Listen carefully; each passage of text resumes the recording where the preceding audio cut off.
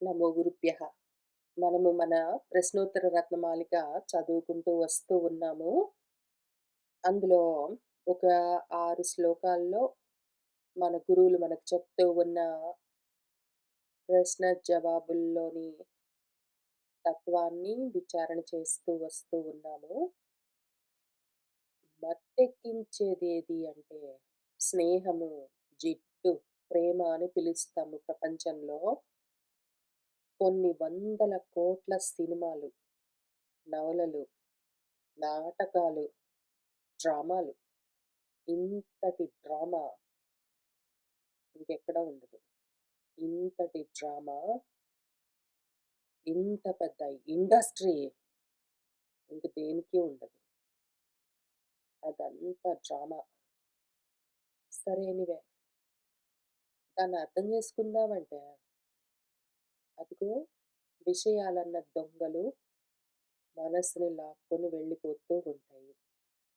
పైగా పోనీ విషయాలు తీసుకుని వెళ్ళి పదార్థాలకి మనసుని తగిలిస్తే అంత మాత్రానికే మనసు తృప్తి చెందుతుందా అంటే లేదు. దానికి తృష్ణ తీరేది కాదు. అది ఏదో తీగ పాకినట్టు పాకుతూనే ఉంటుంది. అయినా సరే ఈ భవలతను ఎట్లా తెంపాలి అంటే, జ్ఞానమన్న కత్తి తెచ్చుకో పో నువ్వు. జ్ఞానమన్న కత్తితో ఈ సంసార లతను నువ్వు ఛేదించొచ్చు అని భగవద్గీత మొదలైన శాస్త్రాలన్నీ చెప్తాయి. సరే చేద్దాం పట్టంటే, మనలోనే మనకున్న ఒక శత్రువు మన నిరుద్యోగము లేదా అనుద్యోగము. ప్రతి వాళ్ళు ఏదో ఒక ఉద్యోగం జేస్తున్నామనే చెప్తారు. అయితే చాలామంది అవునండి నేను ఉద్యోగం జేస్తున్నాను, లేదా ఉద్యోగంలో నుంచి రిటైర్ అయ్యాను, లేదా ఉద్యోగంలో ఇప్పుడే కొత్తగా జాయిన్ అయ్యాను, లేదా ఉద్యోగం కోసం ప్రయత్నం జేస్తున్నాను, లేదా ఏమి లేదండి నేనేమి ఉద్యోగం జేయట్లేదు అని అందరూ ఉద్యోగం గురించి మాట్లాడతారు గానీ, దాని అర్థం మాత్రం జూసుకోరు. ఉద్యోగం అంటే జీతం కోసం చేసే పరుల దగ్గర సేవ గాదు. ఉదర పోషణ కోసము, శిశ్నోదర పోషణ కోసము ఇతరుల దగ్గరికి వెళ్ళి చెయ్యి జాపి యాచిస్తూ, వాళ్ళు చెప్పిన పని చేసి, ఆ డబ్బులు పుచ్చుకునే దాంతో ఇల్లు గడుపుకోవడం కోసం చేసే ఏ ప్రయత్నం ఉన్నదో దాన్ని ప్రయత్నం అంటారు. దాన్ని ఉద్యోగం అంటారు. అది ప్రయత్నము గాదు. అది ఉద్యోగము గాదు. ప్రయత్నం అంటే ప్రకృష్టమైన యత్నము. దేనికి? యోగం కోసం. ఆత్మయోగం కోసం చేసే ప్రయత్నము. అనాత్మల కోసం చేసే యత్నాలన్నీ వ్యర్థ ప్రయత్నాలు. అయితే ఆత్మయోగం కోసం చేసేదేదున్నదో దాని పేరు యోగము. అంటే ఉత్తరించడానికి యోగము. అంతేగాని అసత్ కోసం ఉత్తరించడానికి కోసం గాదు. మళ్ళీ అందులోనే దిగపడడం కోసము, అవతరించడం కోసం ఉన్న యోగము, ఉత్తరణ కోసం ఉన్న యోగం అని ఎట్లా చెప్తాము? ఎందుకంటారు మరైతే? ప్రపంచంలో వీటన్నింటిని ఉద్యోగాలని ఎందుకంటారు? జాబ్స్‌ని ఉద్యోగాలని ఎందుకంటారు అంటే, ప్రపంచంలో పైకెళ్ళడం కోసం ప్రాబబ్లీ. ప్రపంచంలో ఎంత పైకెళ్ళినా సరే అక్కడే ఉంటారు. భూమి మీద అప్పడంలాగా అంటుకుని అక్కడే ఉంటారు. దాన్ని దాటరు. వాడు ఎంత గొప్ప ప్రయత్నం జేసినా సరే వాడక్కడే ఉంటాడు. కాబట్టి దాని పేరు ఉద్యోగం గాదు. ఉద్యోగం ఎప్పుడు సద్యోగము. మన పెద్దవాళ్ళు తెలియక చెప్పరు. ఉద్యోగం, సద్యోగం అని కలిపి మాట్లాడతారు వాళ్ళు. మన పెద్దలు, తెలిసిన వాళ్ళు, జ్ఞానులు, మన పూర్వీకులు ఉద్యోగం, సద్యోగం అని ఎందుకంటారంటే, యోగం ఏదైతే తరించిపోవడానికి యోగం అయి ఉన్నదో దాని పేరు ఉద్యోగం. అదేమి అది ఒక్కటే సత్యయోగము. సత్తును పట్టుకోవడమే ఉత్తరించిపోయేందుకు మార్గము. అసత్యోగాలన్నీ ఉద్యోగాలెట్లా అవుతాయి? అసత్యోగాలన్నీ అనుద్యోగాలు. అసత్యోగాలు అనుద్యోగాలు. సద్యోగం ఎప్పుడు? ఉద్యోగము. కాబట్టి మనము అర్థం తెలుసుకొని వాడాలి దాన్ని. అనుద్యోగాలన్నీ చేసుకుంటూ, అసత్యోగాలన్నింటి వెంట పడిపోతూ, ఉద్యోగం చేస్తున్నాను అని అంటూ ఉన్నప్పుడు, మనస్సు సిగ్గుపడాలి. మనసు వెంటనే కుంచించుకుని పోయి, అది సిగ్గుతో వణకాలి లోపల. అర్థం తెలిసిందంటే దానికి ఒకవేళ మీరు చెప్పగలిగితే మీ మనసుకి ఆ అర్థము, ఇంకొకసారి అది ఉద్యోగం అనగానే, "ఆ! చేసేస్తున్నానండి ఉద్యోగం. చేయట్లేదండి ఉద్యోగం. ఆ! మానుకున్నానండి ఉద్యోగం" అన్నప్పుడు అనడానికి నోరు రాగూడదింక. ఆగి కావాలంటే ఇంగ్లీష్‌లో జాబ్ ఇంకేదైనా చెప్పుకోవచ్చు. లేదా పొట్టకూటి కోసం ఏదో పనండి అని చెప్పుకోవచ్చు. అవునండి. పని చేస్తున్నానని చెప్పండి. పని చేస్తున్నానని చెప్పండి. ఉద్యోగం చేస్తున్నానని చెప్పొద్దు. బయట చేసే చాకిరీ అంతా ఉద్యోగాలు గావు. అవన్నీ చాకిరీ, కర్మలు. అవన్నీ ఓన్లీ పనులు. అయితే ఆత్మ కోసం చేసే ప్రయత్నమేదున్నదో అది ఉద్యోగము. అది సద్యోగము. ఈ పదం వాడేప్పుడు చాలా జాగ్రత్తగా, ఎంతో బాధ్యతతో వాడవలసి ఉంటుంది. బాధ్యత అన్న పదం గూడా తెలిసే వాడాను నేను. బాధ్యత అంటే ఏదైతే బాధింపబడుతుందో, ఒకవేళ తెలిసి తెలియక ఈ పదాలన్నింటిని వాడుకుంటూ పోయామంటే, బాధించబడేదేది బంధించే ఆ మనసే మనల్ని బాధిస్తుంది. కాబట్టి మనము చాలా జాగ్రత్తగా వాడాలి ఈ పదాలు. బయట జాబ్ చేస్తున్నానని చెప్పదలుచుకుంటే, జాబ్ చేస్తున్నానని ఇంకేదైనా వేరే లాంగ్వేజ్‌లో చెప్పుకోండి. లేదా పని చేస్తున్నానని చెప్పండి. ఇంకంతే అయిపోయింది.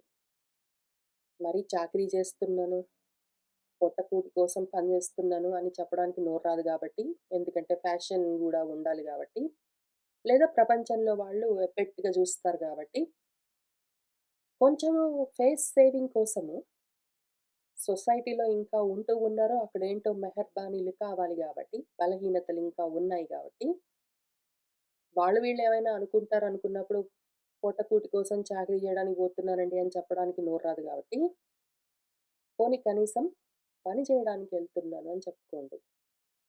తెలిసి తెలిసి అనుద్యోగాలన్నీ జేస్తూ, ఉద్యోగం జేస్తున్నానన్నారంటే, సతియోగం గాకుండా అసత్యోగాలన్నీ ఉద్యోగాలని జెప్తున్నారంటే, జ్ఞానానికి మీరు అధికారులు గాకుండా పోతారు. ఇంతకి కాబట్టి, ఏదైతే సతియోగం ఉన్నదో అది ఉద్యోగం. ఏదైతే సత్‌యోగం ఉన్నదో అది బుద్ధయోగము. అది లేకపోవడం ఏదున్నదో అదే మనకు శత్రువు. 2 రకాలుగా అనుద్యోగం మనకు శత్రువు. ఒకటి సద్యోగం కోసం ఉద్యోగం లేకపోవడం ఒక శత్రువు. 2 అక్కర్లేని అసత్యోగాల కోసం ప్రపంచంలో చాకిరీ చేయడానికి పడిపోవడము. కర్మలు అనర్థం గదా! పనులు అనర్థము. ఆ పనులు, ఆ కర్మలు అవన్నీ మన శత్రువు. జ్ఞానానికి శత్రువేమి కర్మ. ఎప్పుడైనా సరే జ్ఞానానికి శత్రువు కర్మ. కర్మలు అడ్డం పడ్డాయంటే జ్ఞానానికి దూరమైపోతూనే ఉంటాడు వాడు. ఇంక ఉద్యోగం వదిలిపెట్టి అనుద్యోగాల్లో పడతాడు వాడు పోయి. వాడేం చేస్తాడు, ఉద్యోగాలు వదిలిపెట్టి అనుద్యోగాల్లో పోయి పడతాడు. 2 రకాల జీవులుంటారు. జీవులనే చెప్పవలసొస్తుంది. మనుషులనాలంటే కష్టం కాబట్టి. మనుషుల్లాగానే కనిపిస్తారు పాపం. ఒకటేం చేస్తారంటే, చదువుకోవడానికి రావాలి అంటే నిద్ర అడ్డమొచ్చి, నిద్ర ఆపుకోలేక లేతే మెలకువ రాక చదువుకోవడానికి రాకుండా చదువుకి దూరంగా ఉండిపోతారు. అదో రకం అనుద్యోగం. అదో రకం శత్రువు. దాని పేరు తమోగుణం. 2 పనులడ్డం పడ్డాయంటే, కర్మలడ్డం పడ్డాయంటే, కర్మలు ముఖ్యమనుకొని చదువు మానేసి పరిగెడతారు. అనుద్యోగాల వెంటబడి ఏదైతే సద్యోగం ఉన్నదో విచ్ ఈజ్ ఉద్యోగం, దాన్నొదిలిపెట్టి ఏమాత్రం సిగ్గు లేదు, జంకు లేదు, గొంకు లేదు, భయము లేదు, భక్తి లేదు, శ్రద్ధ లేదు. పరిగెడతారు. ఏంటో మరి ఆ వయసు లేదు, ఈ వయసు లేదు. చిన్నవాళ్ళని లేదు, నడి వయసు వాళ్ళని లేదు, ముసలి వాళ్ళని లేదు. ప్రతి వాళ్ళు పనులడ్డం పడ్డాయనుకుంటారు. పనులు అడ్డం ఎందుకు పడతాయి? వీళ్ళే పోయి పనులకి అడ్డం పడతారు. పనులు పెట్టుకుంటారు. చదువుకు దూరమై పరిగెడతారు దానెమ్మడి బడి. అదేమి? అదేమైనా ఉద్యోగమా? సద్యోగమా? అది అనుద్యోగము, అది అసత్యోగము, అది కర్మ, అదో రకమైన శత్రువు. దీని పేరు రజోగుణం. ఇక్కడికొచ్చేవాళ్ళు ఎవరైనా సరే నిద్ర మానుకోలేక, మెలుకోలేక, చదువుకు దూరమైపోతున్నారంటే, జ్ఞానానికి దూరమైపోతున్నారంటే, తమో గుణంతో నిండి ఉన్నారు అని అర్థం. పనులు పెట్టుకుని చదువుకోవడానికి రాకుండా దూరమైపోతున్నారు అంటే, జ్ఞానానికి దూరమైపోతున్నారు అంటే, రజోగుణంతో నిండి ఉన్నారు అని అర్థం. ఆ 2 అనుద్యోగాలు. ఆ 2 అసత్యోగాలు. ఆ 2 నిత్య శత్రువులు. కాబట్టి శత్రువేమి? అనుద్యోగము. సద్యోగం లేకపోవడము. కాబట్టి నిత్య శత్రువేమి? అసత్యోగాలన్నీ, అనుద్యోగాలన్నీ ఉద్యోగాలని చెప్పడానికి భయం గూడా లేకపోవడము. ముందు దానికి అర్థమేంటో గూడా తెలియకుండా ఉండడము. అది విషయము. కాబట్టి జాగ్రత్తగా ఆలోచన చేసుకోండి. పదాలు వాడుతూ ఉన్నప్పుడు ఎందుకు వాడుతున్నామో తెలిసి వాడండి. ఆ తర్వాత ఇంక మీ ఉద్యోగము లేదా మీ అనుద్యోగము. ఇంక కొన్ని కొత్త ప్రశ్నలు వాటి జవాబులు చూద్దాము. కస్మాత్ భయం ఇహ, దానికి జవాబు మరణాత్. సరే. అందాత్ ఇహ కః విశిష్యతే, దానికి జవాబు రాగి. కః స్యూరః, జవాబు యః లలనాలోచన బాణైః న చ వ్యథితః. ఇహ మనకు మరి ఏదో ఈ జన్మలో ఉన్నామనుకుంటాం గదా! అటువంటి జీవులకు భయం కస్మాత్, దేని వల్ల భయం కలుగుతుంది? మరణాత్, మరణమంటే భయం ప్రత్తాడికి. చావంటే భయం ప్రతి వాడికి. ఎప్పుడు బతికుండాలనే ఇంట్రెస్ట్ ఉంటుంది. ఎందుకు? బికాజ్ వాడి స్వరూపం అది. వాడికి చావు లేదు గాబట్టి వాడికెప్పుడు బ్రతికుండాలని అనిపిస్తుంది.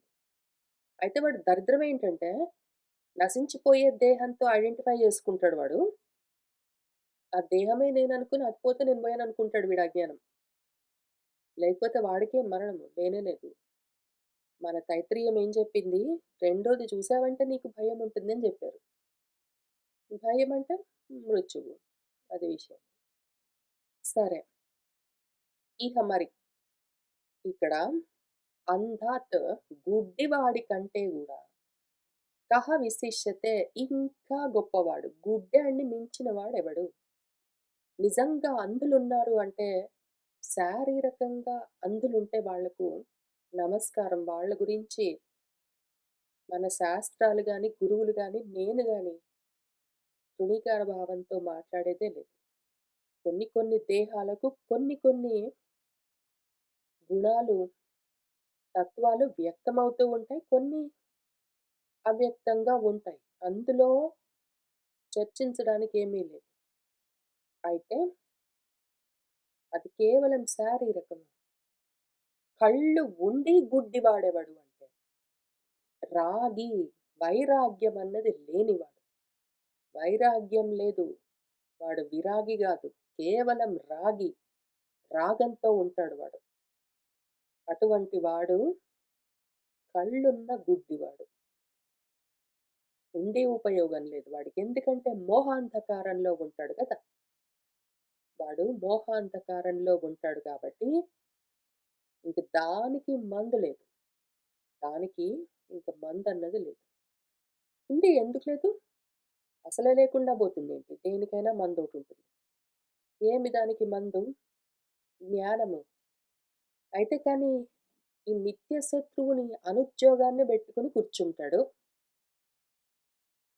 వాడిలో ఉన్న ఈ విషయాసక్తులు అన్న దొంగలు ఆ మనసుని లాక్కుని వెళ్ళిపోతూ ఉంటాయి. అక్కర్లేని స్నేహాలు జిడ్లన్నీ బెట్టుకొని కూర్చుంటాడు మన ధృతరాష్ట్రుడిలాగా. ఇంక వాడికి జ్ఞానమేం అబ్బుతుంది? చాలా సోర్సెస్ ఉంటాయి జ్ఞానానికి. ధృతరాష్ట్రుడికి లేదేంటి? సంజయుడున్నాడు, వ్యాసుడున్నాడు, సనత్సుజాతుడున్నాడు, నారదుడున్నాడు, విదురుడున్నాడు. ఇంకెవరైనా ఉంటారు. అందరూ చెప్తారు. ఏముపయోగము? మనస్సు అంధకార బంధురమై ఉన్నది. మనసు మొత్తం తమస్సుతో నిండి ఉన్నది. ఇంక అటువంటి వాళ్ళకు జ్ఞానము పనిచేయదు. ఎందుకు? రజోతమో గుణాలతో నిండి ఉన్న బుద్ధికి జ్ఞానము అయథావత్తుగానో, విపరీతంగానో తెలుస్తూ ఉంటుంది గాబట్టి, ఉండి ఉపయోగం ఉండదు. జ్ఞానం అక్కడే ఉండి, వాడి చుట్టూ ఉండి, వాడు జ్ఞానంలోనే గూర్చున్నా గూడా వాడికి అంటుకోదు. తామరాకు పైన నీటి బొట్టులాగా. వాడి చుట్టూ నీళ్లుంటాయి. వాడి పైన నీళ్లుంటాయి. తామరాకుందనుకోండి, తామరాకు చుట్టూ నీళ్లుంటాయి, తామరాకు పైన నీళ్లుంటాయి, తామరాకు కింద నీళ్లుంటాయి గానీ తామరాకుకి అంటుకోవు గదా! అట్లా వీడి చుట్టూ ఉంటారు. జ్ఞానోపదేశం చేసేవాళ్ళు టీవీల నిండా చెప్తారు. పుస్తకాల నిండా రాసిస్తారు. వీడి ఇంటి నిండా ఉంటాయి పుస్తకాలు. ఓహో! కూర్చొని చదువుతాడు. చాలా కోట్లన్నీ రకరకాల కొటేషన్స్ అన్నీ వాడతాడు. కానీ మాత్రం బుద్ధికెక్కడ అంటుకుంటుంది? తామరాకులాగా. అంటించుకోవడానికి దానికి అవకాశం ఉండదు. ఎందుకంటే ఆ జిడ్డు దాని మీద లేయర్ ఫార్మ్ అయ్యి ఉంటుంది. ఆవరణ. సరే వీడు ఇట్లాంటి రాగి వాడినొదిలిపెడితే శూరుడెవడో చూద్దాము. ఎవడైతే సాధించగలిగిన వాడు, ఈ స్నేహాన్ని శుద్ధి చేసుకుని, ఈ జిడ్డును శుద్ధి చేసుకుని, ఈ దొంగల్ని నిగ్రహించి, ఈ తృష్ణను కత్తిరించి, ఈ శత్రువును నిర్మూలించి, భయాన్ని దాటడానికి, మృత్యువును దాటడానికి ప్రయత్నం చేస్తున్న వాడెవడో వాడు శూరుడు. వాడింతకి ఎట్లా ఉంటాడు? వాడి లక్షణమేమి అంటే, వాడు లలనాలోచన బాణైః లాలించడం అని ఉంటుంది. లలన అంటే లాలించేదేదున్నదో, భార్య భర్తను లాలించడము, భర్త భార్యను లాలించడము, బిడ్డలు తల్లిదండ్రులను, తల్లిదండ్రులు బిడ్డలను అట్లా లాలించడం ఉంటుంది. పసిపిల్లలైనా సరే వాళ్ళ చూపులన్న బాణాలు మన వైపుకి విసరగానే ఇంకా దెబ్బతింటాం మనమింకా. వెంటనే చేస్తున్న పనులన్నీ మానేసి, చదువంతా గూడా వదిలిపెట్టి ఇంక పరిగెత్తుతాం.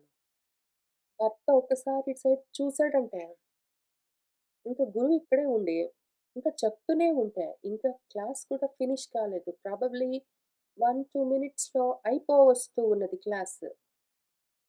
అయినా సరే ఈలోగా భర్త ఇటు చూసాడనగానే, "ఆ! నేనెళ్తున్నానండి నమస్కారం" అని చెప్పడం, లగెత్తడం.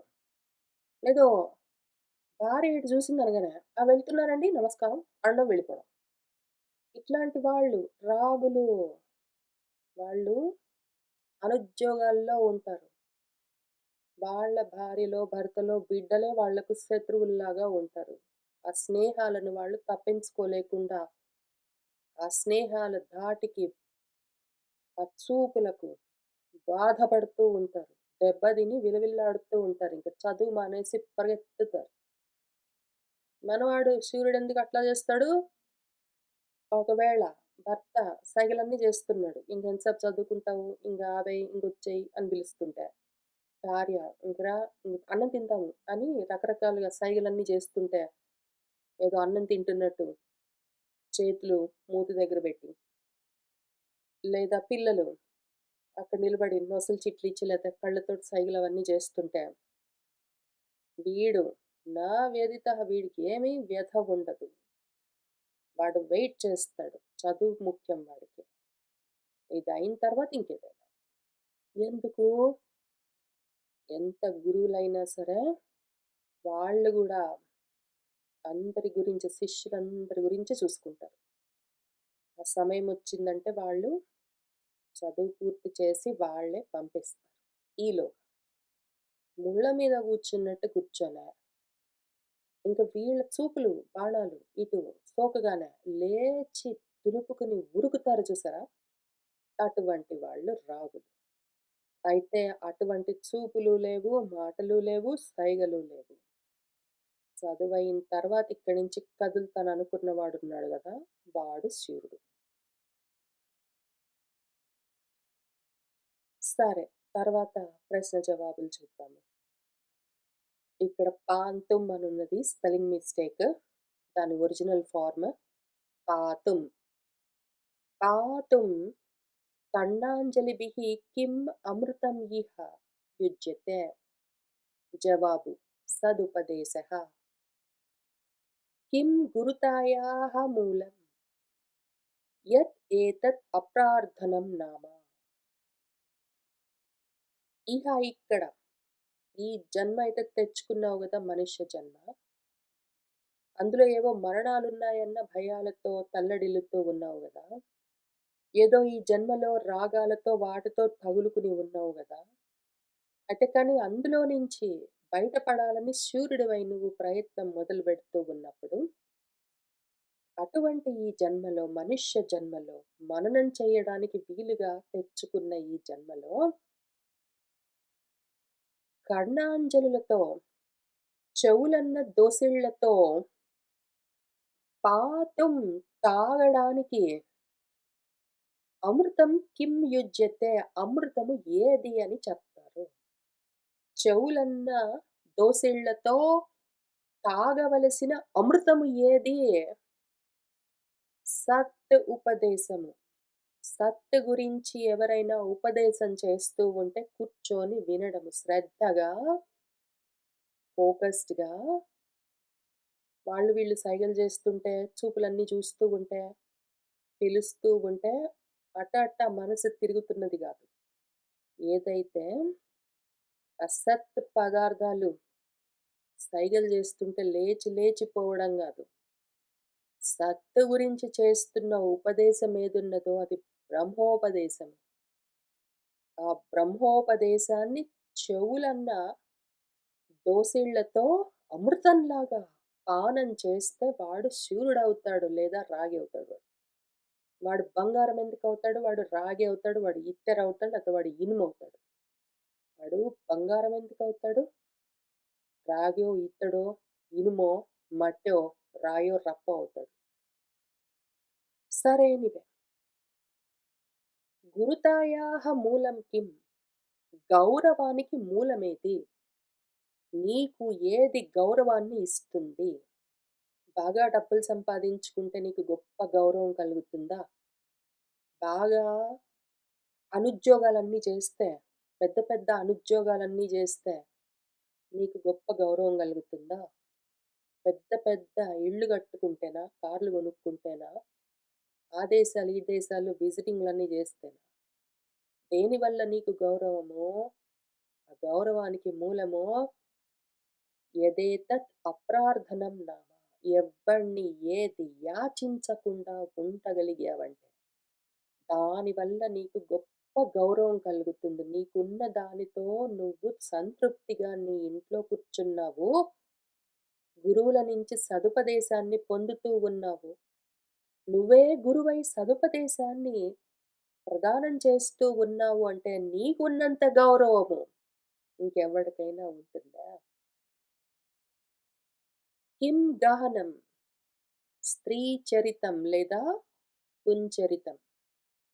కః చతురః యః తేన న ఖండితః.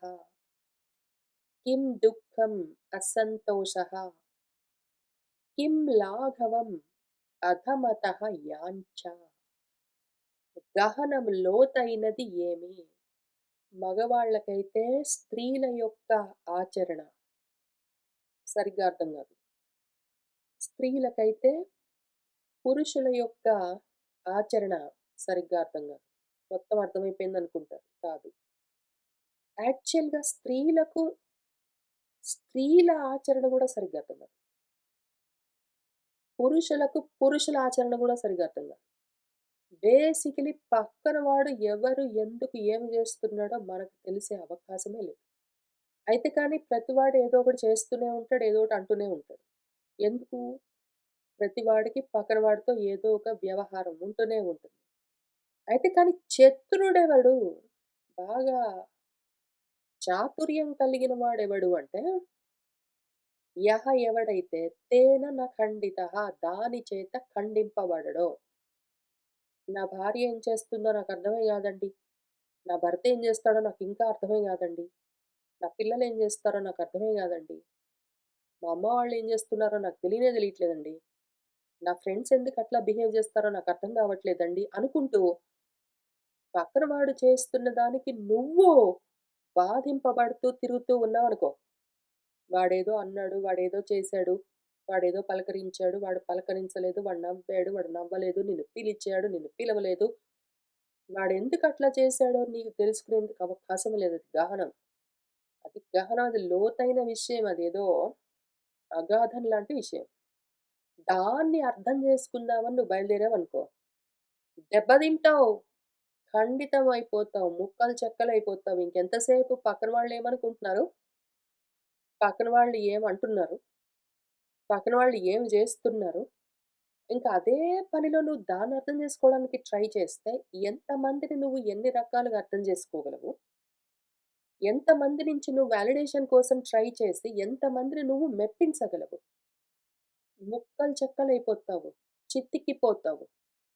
దాని బదులు ఏం చేయొచ్చంటే, వాళ్ళకర్థమైనట్టు వాళ్ళు ప్రవర్తిస్తున్నారు పోనీ. నేను నా ధర్మం అంటే నేను సొంతంగా కల్పించుకుని, ఊహించుకుని, నిర్ణయించుకున్నది గాదు. శాస్త్రం చెప్పింది, పెద్దలు ఉపదేశం చేశారు, ఆచరించి చూపించారు, నా మనస్సు ఒప్పుకున్నది, ఇవన్నీ కూడి వచ్చాయి గాబట్టి, ఆ ధర్మాన్ని నేను ధర్మంగా, నిరపేక్షగా, ప్రతిఫలాపేక్ష లేకుండా చేస్తున్నాను అనుకుంటూ, చేసుకుంటూ పోయాడనుకో, పక్కన వాడేం జేస్తున్నాడు అని అర్థం జేసుకోవడానికి ట్రై జేయకుండా, నేను ధర్మంగా ప్రవర్తిస్తున్నానా లేదా అంతవరకే జూసుకుంటూ ఎళ్ళిపోయాడనుకో, ఇంక వాడిని మించిన చతురుడెక్కడుంటాడు? వాడింకా బంగారం. ఇంక వాడు బంగారం. పైగా పక్కన వాళ్ళందరూ ఇన్ని రకాలుగా ఎందుకు ప్రవర్తిస్తారు? వాళ్ళందరిని అర్థం చేసుకుందామని ట్రై చేసావనుకో, అవన్నీ అనాత్మ పదార్థాలు. అవన్నీ అసత్పదార్థాలు. నువ్వు వాటిని నిజంగా అర్థం చేసుకుంటూ కూర్చుంటావనుకుంటే, సమయం వ్యర్థమైపోతుంది. అసత్ పదార్థాలను అర్థం చేసుకోవడానికా నీకీ జన్మ ఉన్నది. నువ్వు శూరుడివి, వీరుడివి అయిందందుకా? ఆత్మను అర్థం చేసుకోవడానికా? అనాత్మ పదార్థాలను అర్థం చేసుకోవడానికి ట్రై చెయ్యొద్దు. ముక్కలైపోతావు. ఖండితమైపోతావు. పరిచ్ఛిన్నమైపోతావు. ఆత్మను అర్థం చేసుకోవడానికి ట్రై చెయి. లేదా కనీసం ఆత్మను అర్థం చేసుకోవడానికి నీకు యోగ్యత కలగడం కోసం ధర్మంగా ప్రవర్తించడానికి ట్రై చెయి. పక్కన వాడిని అర్థం చేసుకుందామని ప్రయత్నాలు చెయ్యకు. అది కుదిరే పని గాదు. ఎందుకంటే అది అసత్పదార్థం. లేని విషయం అది. సరే ఇంతకి దుఃఖం దేనివల్ల కలుగుతుందంటే ఇది. పక్కన వాడిని అర్థం చేసుకుందామని ట్రై చేసావనుకో. పక్కన వాడికి నచ్చేట్టు నువ్వుందాము. పక్కన వాడు నన్ను చూసి చక్కగా పలకరించాలి. పక్కన వాడు నన్ను మెచ్చుకోవాలి. పక్కన వాడు నన్ను చూసి చక్కగా నవ్వాలి. పక్కన వాడు నన్ను చక్కగా అన్నిటికి పిలవాలి. నేను పిలిస్తే పలకాలి అని ఇట్లాంటివన్నీ దారుణమయ్యేవి పెట్టుకున్నావనుకో. అసంతోషాలే మిగులుతాయి. ఎందుకు? అవి అసత్ పదార్థాలు గాబట్టి. పక్కన వాళ్ళు గూడా రకరకాలుగా ప్రవర్తిస్తూ ఉంటారు వాళ్ళలోని గుణాలను బట్టి. నువ్వు అనవసరంగా దానికి అనుగుణంగా ప్రవర్తిద్దాము. వాళ్ళందరి చేత వాలిడేషన్ కోసం ప్రయత్నం చేద్దామని ట్రై చేసావనుకో, నీకు ఓన్లీ డిసప్పాయింట్‌మెంట్స్, రిగ్రెట్స్, అసంతోషాలే, అసంతృప్తులే మిగులుతాయి. వ్యర్థమైన ప్రయత్నం అది. మోఘము. సరే ఇంతకీ లాఘవం కిం? తేలికైపోవడము ఎట్లా? ఇక్కడ గురుతాయాహ మూలమన్నారు. గౌరవానికి మూలమంటే, గురుత్వం అంటే బరువుగా ఉండడానికి మూలమేది. ఇక్కడ లాఘవం అంటే తేలికైపోవడానికి కారణమేమి? అధమతః యాంఛ నీకన్నా తక్కువ వాళ్ళ నుంచి కోరుకోవడం. అస్సలు. 3 రకాల మనుషులుంటారనుకో. నీతో సమానమైన వాళ్ళు, నీకన్నా తక్కువ వాళ్ళు, నీకన్నా పైనున్న వాళ్ళు. డబ్బు పరంగానో, జ్ఞానం పరంగానో, తెలివితేటల పరంగానో, పదవుల పరంగానో, ఇంకేదైనా సరే. నీకన్నా పైన ఉన్న వాళ్ళ దగ్గర నుంచి నువ్వు ఏది యాచించినా సరే, నీ గౌరవం తగ్గిపోతుంది. నీతో సమానమైన వాళ్ళతో నువ్వు ఏదైనా కోరుకున్నావంటే, నీ గౌరవం తగ్గిపోతుంది. నీకన్నా తక్కువ వాళ్ళ నుంచి ఏదైనా కోరుకున్నావంటే, నీ గౌరవం తగ్గిపోతుంది. పైగా నువ్వు తేలికైపోతావు, చులకనైపోతావు. కనీసము నీకు సమానమైన వాళ్ళ దగ్గర నుంచైనా, నీకన్నా పైనున్న వాళ్ళ నుంచైనా నువ్వేదైనా కోరుకుంటే, కనీసం తేలికవ్వవు. గౌరవమైతే ఎట్లా అయినా ఉండదు. అయితే నీకన్నా తక్కువ వాళ్ళ నుంచి నువ్వు ఏది కోరుకున్నా సరే, నువ్వు గౌరవం పోగొట్టుకోవడమే గాదు, తేలికైపోతావు. ఇప్పుడు ఈ 2 కలిపి చూద్దాము. ఈ రెండిట్లో నాకు ఏది బెస్ట్ ఆప్షన్? అసలిది అక్కడ గూడా లేదు. అధముల నుంచి అంటే నాకన్నా తక్కువ వాళ్ళ నుంచి యాచించడం గాదు. నాకు సమానం లేదు. నాకన్నా పైన లేదు. ఎవరి నుంచి నేను ఏది యాచించను అని ఒకవేళ కూర్చున్నావంటే, ఇంక నువ్వు గురువు. అప్పుడు నువ్వు గురువు. అప్పుడు నీకు గురుత్వము. అప్పుడు అది నీ గౌరవానికి మూలము అని చెప్తూ ఉన్నారు. ఇవాల్టికి ఇక్కడికి ఆపుతాను. మనం నెమ్మదిగా వీటన్నింటిని విచారణ చేస్తూ ఎక్కడెక్కడ అవసరమో అక్కడక్కడ మన ఆచరణతో, సదాచారంతో ఈ సదుపదేశాన్ని పట్టుకుని చేయవలసిన అంతఃకరణ శుద్ధి చేస్తూ వెళ్దాము. మళ్ళీ వచ్చి కూర్చొని తర్వాత శ్లోకాలు, అందులోని ప్రశ్నోత్తరాలు చూస్తూ వెళ్దాము. శుభం భవతు.